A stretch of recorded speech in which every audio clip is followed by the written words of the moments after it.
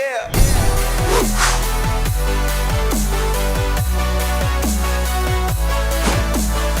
Welcome back to the Gridiron Expert.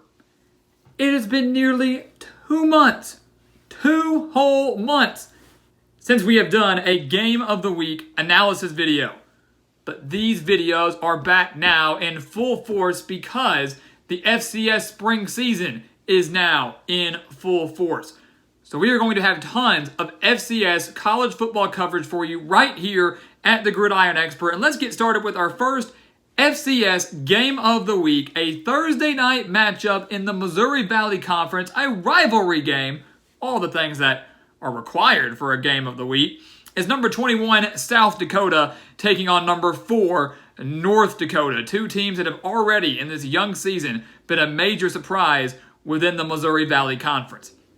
Let's give you a little background on these teams before we dive into the offense and the defense and the numbers behind what eventually will be our pick to win this game again on Thursday night. You look at South Dakota. They were unranked last weekend. Last weekend, they were not a ranked team. They faced off against number 7 Illinois State and defeated them 27-20. They were down 17-0 at one point, but scored 27 straight points, largely in part because they forced 7 turnovers. South Dakota, the Coyotes, forced 7 turnovers against the 7th ranked team in the country, battled back from 17 down, got the win, and they now find themselves at 21st in the nation. North Dakota, the Fighting Hawks, they've played 2 games. They are 2-0, and you expect that as they're the 4th ranked team in the country. The reason they jumped so high is because they upset number 3 South Dakota State, the Jackrabbits, defeated them 28-17 just last week. And then they also took down Southern Illinois the week prior, beat them 44-21. And yes, that's the same Southern Illinois team that just beat then number 1 North Dakota State by 24 points. A North Dakota State team that had won 39 straight games. So we are already seeing tons of parity, tons of upsets. 11 ranked teams went down last week. You're guaranteed to see a ranked team go down here on Thursday. This FCS season is special and fun and historic for so many reasons, but the parity and the uncertainty every single game, every single week is a major reason why. And we're going to see that again now this week, starting on Thursday. So let's go ahead and start with the offense here. Let's kind of analyze what we're looking at for the Coyotes and the Fighting Hawks. South Dakota, they had 300 yards of offense against Illinois State. Not bad, but they were outgained by 147 yards. I will say this, though. Those numbers are a tad bit misleading. Just a little bit. Remember, they forced 7 turnovers. They scored 24 points on drives that started within the Illinois State 40-yard line. So they had about 4 or 5 drives that started inside the Illinois State 40-yard line because their defense was forcing turnovers. And again, when you do that, you're not going to rack up a whole bunch of yards. More than likely, you are going to get outgained. And at the end of the day, it doesn't matter. You got outgained because your defense played phenomenal, out of their mind, and you got the win. That's the most important thing here. But watching this game, all the credit in the world to the Coyotes defense. When you looked at their offense, it was evident to me that South Dakota, at least early on, they're going to have to be a passing team. They're going to have to be a passing team. And they're going to have to do so behind the arm of freshman quarterback Carson Camp, who threw for 221 yards and 2 touchdowns in that win against Illinois State. He hooked up with his wide receiver Carter Bell for 4 times for 64 yards and a touchdown. And I say they're going to have to rely heavily on the pass because we'll get to it. North Dakota has a phenomenal defense, and South Dakota only had 79 rushing yards against Illinois State last week. And I don't even know if they're going to be able to hit that mark on Thursday. So they're going to have to rely on the passing game with a freshman quarterback who, again, in week 1 looked very poised, very confident, very strong arm, accurate, only threw 1 interception, but again, led his team to victory over a top 10 team. Not many freshmen can say they've done that ever, let alone in their first ever game at this level.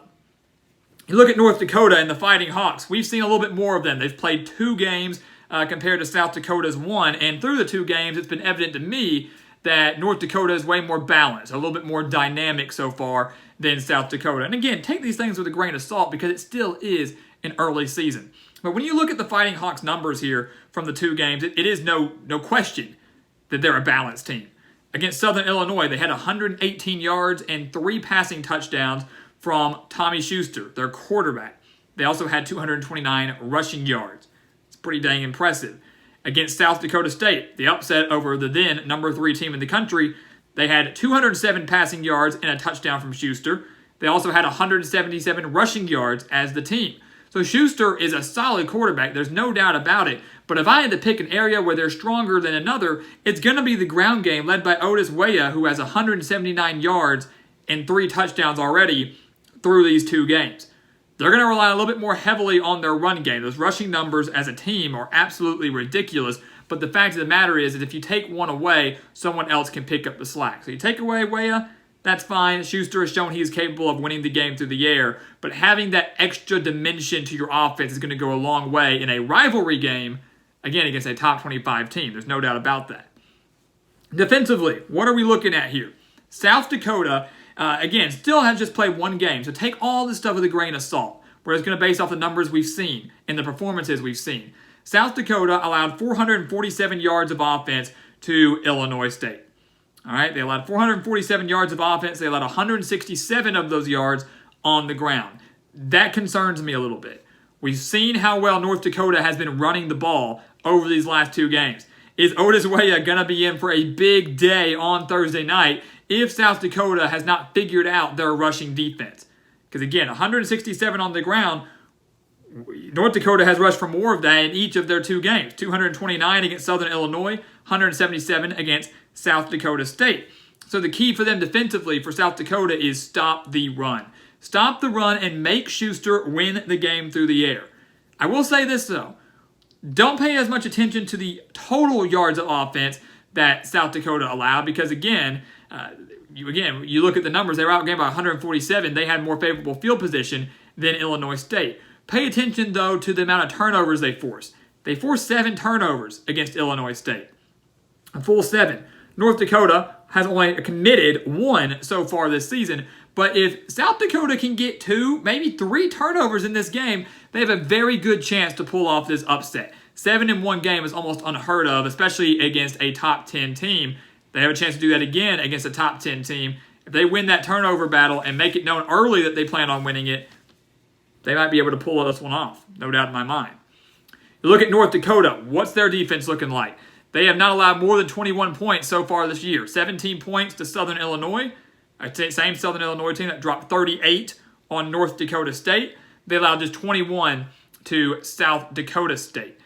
So again, they've already done a really good job of making it known you're not going to score much on us. You are not going to score very much on us, and we're going to make it very difficult for you to score if you do. Another thing that's impressed me a lot with the Fighting Hawks is the fact they have forced 8 turnovers. I know South Dakota forced 7 in 1 game. They forced 8 in their 2 games combined. So it's very evident to me that freshman quarterback Carson Camp for the Coyotes is going to have to do a great job of taking care of the football. We praised him with the performance against Illinois State. He has a very bright future in the FCS, no doubt in my mind, but he is still a freshman on the road against a top 10 team, against a rival. He might throw 2, 3 interceptions. Who knows? He might be constantly under pressure. And that's the biggest factor for me is, yes, Camp has to take good care of the ball. What quarterback doesn't? But he might have a tough day taking care of the ball if South Dakota's offensive line doesn't protect him. Because North Dakota's front 7 has been ridiculous so far this season. Again, I know it's only been 2 games, but you look at how great they've been up front. Against South Dakota State, they held Pierre Strong Jr., one of the best, if not the best running back in the FCS, held him to just 95 yards. It's really dang impressive. They also had a blocked punt. They also had a blocked field goal. They also had 3 sacks. So this front 7, creating pressure on the quarterback, filling the lanes and preventing the big run plays, creating pressure on their special teams. I mean, not many teams can even do that. So an unreal performance up front in the trenches against South Dakota State. If they replicate that or even just do 60, 70% of what they did against the Jackrabbits, South Dakota could be in for a very, very long day offensively, especially if they are one-dimensional and they do not figure out their run game. That's the key. So what's our official prediction for this game, guys? Rivalry game in the Missouri Valley Conference. South Dakota, number 21. North Dakota, number 4. This, guys, comes down to whether or not South Dakota can move the ball effectively. And we kind of just hammered that. They had such great field position against Illinois State because of the turnovers their defense created. That's probably not going to happen in this game. So my question is, can South Dakota sustain long drives and get points out of them if they start on their own 20, their own 25? They're not going to start every drive or most of their drives on the opponent's side of the 50. It's just not going to happen. So can they move the ball effectively? Can they go on long, lengthy drives and then not come up empty-handed? That's going to be key number one. Can North Dakota continue to generate pressure up front? That's the biggest thing. Will they win that battle in the trenches? Put pressure on a freshman quarterback in Carson Camp, a guy that may have to do everything by himself in this game.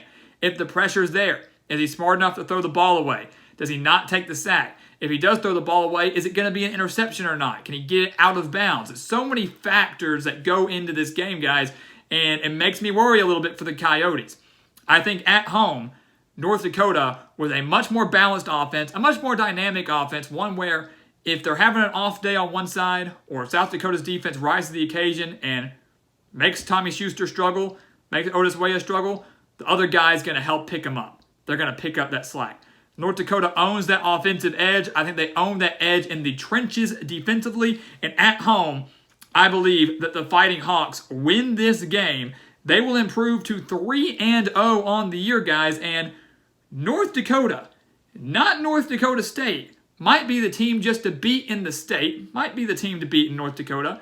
They also might be the team to beat in the Missouri Valley Conference. And I guarantee you no one thought that was going to be the case just a few weeks ago. So guys, thank you so much for watching us here at the Gridiron Expert on YouTube. Game of the Week analysis is back. You do not want to miss it. Every single week we'll have another one out for you tomorrow. Make sure to stay tuned for that and other college football content coming your way 24/7, 365. Check out everything down in that description below for additional college football content to help you get through this offseason, to help you enjoy this FCS season even more. Everything down in that description is for you, and I promise you will not regret it, so go give it a look. And once again, guys, as always, thank you so much for watching, and we'll see you next time right here on the Gridiron Expert.